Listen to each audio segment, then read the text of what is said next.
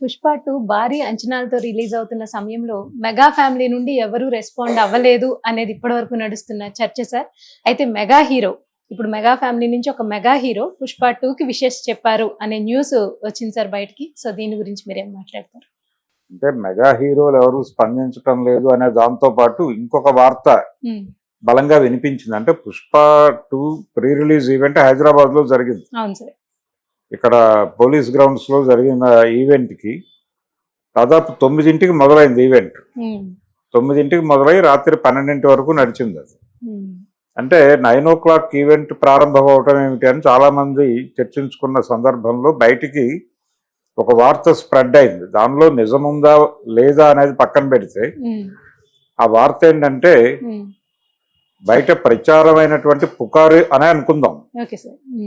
ఈ పుకారు ఏంటంటే చిరంజీవి గారిని చీఫ్ గెస్ట్ గా తీసుకురావడానికి ప్రయత్నాలు జరిగినాయి. ఆయన వదిలేయండి అని అన్నారు. అది కూడా సున్నితంగానే తిరస్కరించారు. అందుకని ఆయన రాలేదు. అందుకని లేట్ అయి 9ంటికి మొదలైంది కార్యక్రమం అనేది వినిపించినటువంటి మాట. నిజంగా వీళ్ళు చిరంజీవి గారి దగ్గరికి వెళ్ళారా, అడిగారా, ఆయన రిజెక్ట్ చేశాడా, సున్నితంగా చెప్పాడా, లేకపోతే హార్ష్గా చెప్పాడా అనేది పక్కన పెడితే ఒక వేదిక మీద అంటే ఈ సినిమా ప్రీ రిలీజ్ ఈవెంట్లో హైదరాబాదులో ఏ ఒక్కరూ కూడా చిరంజీవి గారి ప్రస్తావన కానీ లేకపోతే ఏ మెగా హీరో ప్రస్తావన కానీ చేయలేదు. అలా నడుస్తూ ఉన్న సమయంలో సడన్ గా అల్లు అరవింద్ గారు వేదిక ఎక్కి ఆయన మగధీర ప్రస్తావన తీసుకొచ్చాడు. అంటే ఈ సినిమా నేను 1 week బ్యాక్ చూశాను, పుష్ప 2 నాకు చూపించారు, నేను చూశాను, చూసి ఇంటికి వచ్చాను. ఇంటికి వచ్చిన తర్వాత తన వైఫ్ అందట ఆయనతో ఏమని, మగధీర సినిమా చూసొచ్చినప్పుడు మీ మొహంలో ఒక లైట్ చూశానండి, మళ్ళీ ఇప్పుడు చూశాను అని. అలా ఆవిడ ఈ రెండింటిని కంపేర్ చేస్తూ మాట్లాడింది, ఒక స్టేట్మెంట్ ఇచ్చింది ఆవిడ. ఆ స్టేట్మెంట్ ని అక్కడ ప్రస్తావించండి. ఆ సందర్భంగా మగధీర ప్రస్తావన వచ్చింది తప్ప మగధీర ద్వారా ఒక మెగా హీరో ప్రస్తావన జరిగింది అక్కడ. అంటే అల్లు అర్జున్ కాకుండా ఇంకొక హీరో ప్రస్తావన రావటం, అది కూడా మెగా కాంపౌండ్ హీరో మెగాస్టార్ కుమారుడి పేరు ప్రస్తావనకు వచ్చినట్టుగానే చాలా మంది భావించారు.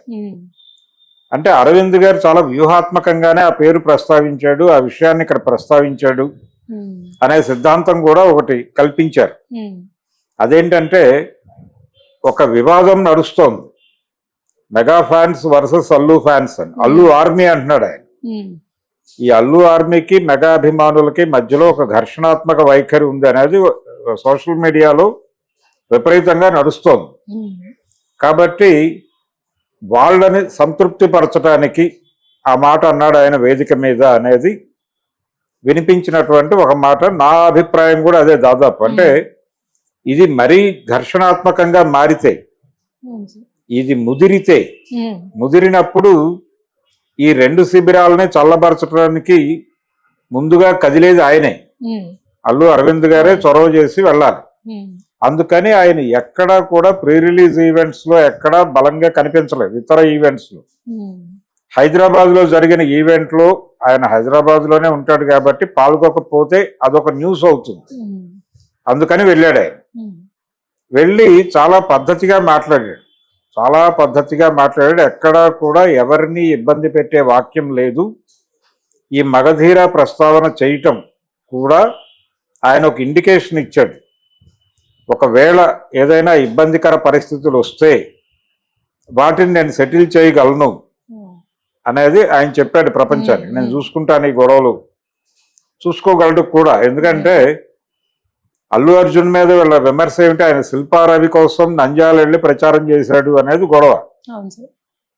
పవన్ కళ్యాణ్ పోటీ చేస్తున్న పిఠాపురానికి వెళ్లకుండా అక్కడికి ఎందుకు వెళ్ళాడు అనేది గొడవ. అయితే పిఠాపురానికి అరవింద్ గారు వెళ్ళారు. వెళ్ళటం మాత్రమే కాదు, పవన్ కళ్యాణ్ గెలిచి మంత్రి అయిన తర్వాత ఆయన్ని అభినందించడానికి ఇక్కడి నుంచి వెళ్ళిన నిర్మాతల మండలికి, నిర్మాతల బృందానికి ఆయన నాయకత్వం వహించాడు. ఆయనే లోపల సమావేశంలో ఏం జరిగింది అనేది మీడియాకి చెప్పాడు బయటకు వచ్చాక. కాబట్టి అరవింద్ గారు కీలకంగానే ఉన్నాడు, 2 శిబిరాలతోనే ఆయనకు సయోధ్య ఉంది. కాబట్టి ఆయన దీన్ని సమప్ చేయగలరు. అందుకని ఆయన మగధీర ప్రస్తావన చేశాడు అక్కడ. Right sir. అయితే మెగా కాంపౌండ్ నుంచి అంటే వరుసగా వాళ్ళందరి పేర్లలోనూ తేజ్ అనేది నడిచింది. వరుణ్ తేజ, లేకపోతే ఇంకో తేజ, ఇలాగా.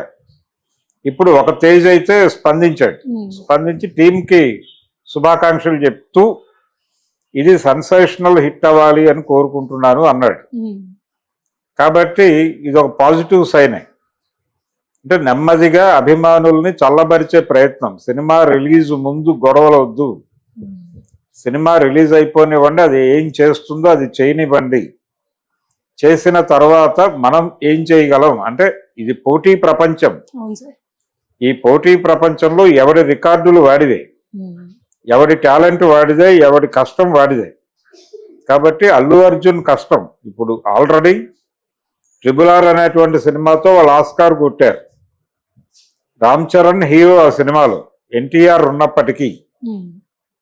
కాబట్టి రామ్ చరణ్ సినిమా ఆస్కార్ కొట్టింది కాబట్టి అల్లు అర్జున్ సినిమా పుష్ప ఇక్కడ జాతీయ ఉత్తమ నటుడి పురస్కారం తీసుకుంది. తెలుగు సినిమాకి ఆస్కార్ రావటం ఎంత గొప్ప, ఒక తెలుగు హీరోకి జాతీయ ఉత్తమ నటుడు రావడం కూడా అంతే గొప్ప. అంటే ఇప్పటి వరకు ఏ నటుడికి రాలేదు. గతంలో ఇంతకంటే అద్భుతమైన నటులు ఉన్నారు. రంగారావు గారు లాంటి అద్భుతమైన నటుడు ఉన్నప్పటికీ ఆయన కనీసం పద్మశ్రీ కూడా రాలా ఎస్వి రంగారావు గారికి. అయినప్పటికీ అల్లు అర్జున్కి జాతీయ ఉత్తమ నటుడిగా ఆ పురస్కారం దక్కింది. కాబట్టి అదొక చరిత్రలో నిలిచిపోతుంది ఆ సినిమా. అంటే మొదటి ఆస్కార్ కొట్టినటువంటి తెలుగు సినిమాగా RRR ఎలాగైతే ఒక చరిత్రలో నిలిచిపోతుందో, అలా జాతీయ ఉత్తమ నటుడి పురస్కారం అందుకున్న మొదటి సినిమాగా పుష్ప కూడా చరిత్రలో నిలిచిపోతుంది. అందుకున్నటువంటి నటుడిగా అల్లు అర్జున్ చరిత్రలోకి ఎక్కుతాడు.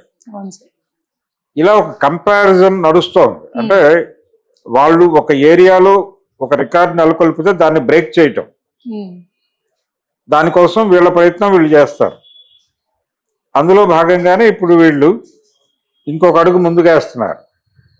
ఏది 2000 క్లబ్లోకి వెళ్ళాలనే ప్రయత్నంలో వీళ్ళు ఉన్నారు. పుష్ప 2 టీం. ఇది సాధ్యమవుతుందా లేదా అనేది పక్కన పెడితే RRRను దాటి వెళుతుంది అనేది ఖచ్చితంగా కనిపిస్తోంది. RRRను దాటి వెళ్ళి బాహుబలి 2 రికార్డును బద్దలు కొట్టచ్చు. కానీ అంతకు మించి మిగిలిన 500 కోట్లు కూడా లాక్ చేసి అది 2000 crore వెడుతుందా లేదా అనేది చూడాలి. ఇప్పుడు నెక్స్ట్ వీళ్ళ టార్గెట్ సెట్ చేస్తుంది అది రామ్ చరణ్కి. లేకపోతే ఇప్పుడు చిరంజీవి గారు కూడా నేను పాన్ ఇండియా మార్కెట్లో ఉన్నానని చెప్తున్నాడు. ఆయన చేయబోతున్నటువంటి విశ్వంభర సినిమా ఈ రికార్డులు బద్దలు కొట్టచ్చు. నటనా రంగంలో ఉన్నారు కాబట్టి చిరంజీవితో కూడా పోటీ ఉంటుంది అల్లు అర్జున్కి. అందుకనే నిన్న వర్మ ఒక మాట అన్నాడు. అంటే ఇదంతా చూస్తుంటే మెగాస్టార్ అల్లు అర్జున్ గా, అంటే మెగాస్టార్ ఈ జనరేషన్ మెగాస్టార్ గా అల్లు అర్జున్ ఎమర్జ్ అయిపోయినట్టుగా భావించాల్సి ఉంటుంది అన్న ఇది ఆ అభిప్రాయం కలిగేలాగా ఒక ట్వీట్ చేశాడు ఆయన వర్మ. అది కొంచెం గిల్లినట్టుగా అనిపించింది మెగా అభిమానులు, కొద్దిగా గాయపరిచింది. ఏం మాట్లాడుతున్నాడు ఇతను అని. కానీ వేట నడుస్తోంది, ఆ రికార్డుల వేట నడుస్తోంది, వసూళ్ల వేట నడుస్తోంది. ఆ వేటలో భాగంగా ఇప్పుడు కొత్త రికార్డు నెలకొల్పే ప్రయత్నంలో ఆయన ఉన్నాడు. ఈ ప్రాసెస్లో ఈ స్పర్ధ నడుస్తుండగానే స్పర్ధ వృత్తిపరమైనటువంటి వైరం వ్యక్తిగతమైనటువంటి వైరంగా మారాల్సినటువంటి అవసరం లేదు.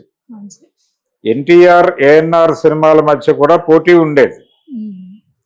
ఒకళ్ళ రికార్డులు ఒకళ్ళు కొట్టాలి అనేటువంటి స్కీమ్ ఉండేది. కానీ పర్సనల్ లెవెల్లో వాళ్ళ ఫ్రెండ్షిప్ ఉండేది. NTR హిట్ సినిమాలు అంటే ఒక టైంలో అడవిరాముడు దగ్గర నుంచి పర్టికులర్గా అంటే దారవేర సూరకర్ణ నుంచి మొదలు పెడితే నాగేశ్వరరావు గారికి ఆలు మగలు నుంచి 7 అంతస్తుల మేడ వరకు దాదాపు 2.5 సంవత్సరాల పాటు పెద్ద హిట్లు లేవు. శతదినోత్సవ చిత్రాలు కూడా లేవు. అయిపోయింది ఆయన కెరియర్ అనే మాట కూడా ప్రజల్లో ప్రచారం అయింది. ఆ టైంలో రామారావు గారి సినిమాలు విపరీతంగా రికార్డులు బద్దలు కొట్టాయి. అడవి రాముడు, యమగోళ, వేటగాడు, డ్రైవర్ రాముడు, కొండవీటి సింహం, జస్టిస్ చౌదరి, ఇలా ఈ సినిమాల ప్రతి శతదినోత్సవానికి అక్కినేని నాగేశ్వరరావు చీఫ్ గెస్ట్ గా పిలిచేవాడు. వేటగాడికి, అడవి రాముడికి, వీటన్నిటికీ చీఫ్ గెస్ట్ ఎన్టీఆర్. ఇంకొక గెస్ట్ ఉండేవాడు ఎంజీఆర్. మెడ్రాస్ లో జరిగితే ఎంజీఆర్ ఉండేవాడు. ఇంకెక్కడైనా జరిగితే, విజయవాడలో జరిగితే దిలీప్ కుమార్ వచ్చాడు. మెడ్రాస్ లో రాజ్ కపూర్ వచ్చాడు అడవి రాముడికి. అక్కినేని నాగేశ్వరరావు కామన్. ప్రతి వేదిక మీద ఆయన రామారావు గారి సినిమా రికార్డుల గురించి మాట్లాడేవాడు నాగేశ్వరరావు. అంతే తప్ప ఆయన హిట్లు కొట్టేస్తున్నాడు, మన సినిమాలు ఆడటం లేదు అనేటువంటి పెయిన్ ఎక్కడా ఉండేది కాదు. ఆ తర్వాత ఆయన విజయవంతమైన సినిమాలు వచ్చినాయి. అంటే ఏడంతస్తుల మేడ నుంచి ఆయనకి సక్సెస్ఫుల్ వచ్చినాయి. వచ్చినప్పుడు ఆ ఫంక్షన్స్కి ఆయన వచ్చేవాడు, రామారావు గారు వచ్చేవాడు. ఈ వాతావరణం ఉండాలి. ఇదే వాతావరణం కోరుకుంటున్నారు ఇప్పుడు. అందుకని అల్లు అర్జున్ కూడా తన ఐడెంటిటీ తాను నిలబెట్టుకుంటూనే మెగా హీరోల ప్రస్తావన కూడా, అంటే చిరంజీవి, పవన్ కళ్యాణ్ తనకి ఇన్స్పిరేషన్ కలిగించారు అని గతంలో ఎప్పుడూ ఆయన మాట్లాడిన మాటల్ని అప్పుడప్పుడు ఎక్నాలజీ చేయగలిగితే ఈ అభిమానుల మధ్య నడుస్తున్నటువంటి యుద్ధం కొంతవరకు ఆగచ్చు. అది ఆగాలి అని ఆయన కోరుకుంటున్నాడు అరవింద్ గారు. ఆ కోరుకోవటం వల్లనే మగధీర ప్రస్తావన అక్కడ చేశాడు. ఇప్పుడు ఒక మెగా హీరో స్పందించాడు, ఇంకొక ఇద్దరు ముగ్గురు రేపు ఎల్లుండుల్లో స్పందిస్తే కొంతవరకు ఈ గ్యాప్ అనేది ఉంది కానీ గౌరవప్రదంగా ఉండాలి. ఈ గౌరవప్రదంగా ఉంది అనే వాతావరణం ప్రపంచానికి తెలిస్తే చాలు. ఆ తెలియటానికి ఈ రెండు ఉపయోగపడతాయి. అంటే ఇతను చేసిన ట్వీటు, ఆయన ఆ రోజు మాట్లాడిన మాట,